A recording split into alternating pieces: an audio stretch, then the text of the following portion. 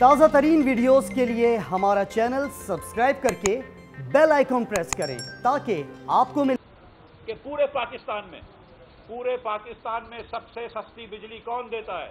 کیا نواز شریف کے لگائے ہوئے بجلی گھر نہیں دیتے؟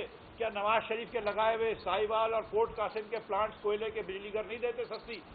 کیا سب سے سستی گیس کی بجلی حویلی بہادر شاہ بکی اور بلوچی نہیں دیتے؟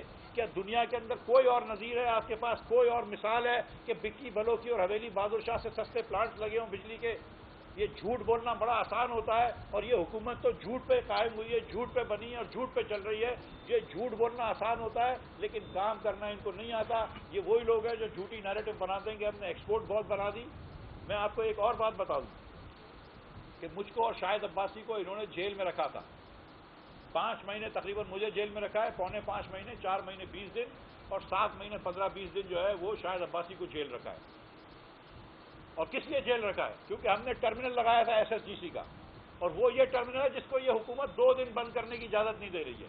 تو یا تو ٹرمینل اتنا ضروری تھا، کیونکہ آپ ان کو بول رہے تھے نا ٹرمینل لگانے کی ضرورت نہیں ہے، یا ٹرمینل اتنا ضروری تھا کہ آپ 2 دن بند نہیں کر سکتے، یا پھر آپ کے پاس یہ مورل کریج ہونی چاہیے کہ بولیں کہ یہ نیپرا نے غلط پرچہ کیا ہے، شیخ رشید نے غلط اپلیکیشن کری ہے۔ اور میں آج بھی چیلنج کرتا ہوں کہ اگر پوری دنیا میں نیب یا PTI کی حکومت یا ان کا جو گٹھ جوڑ ہے، نیب نیازی گٹھ جوڑ جس کو مشہور ہے، اگر ایک ایگزامپل لے آئیں، 2 نہیں، 3 نہیں، 4 نہیں، ایک ایگزامپل لے آئیں پوری دنیا کے اندر کہ جو اس ہمارے اینگرو کے ٹرمینل سے سستی گیس اس نے ری گیسیفائی کری ہو، تو شاہد عباسی اور میں دونوں گلٹی پلی کر دیں گے۔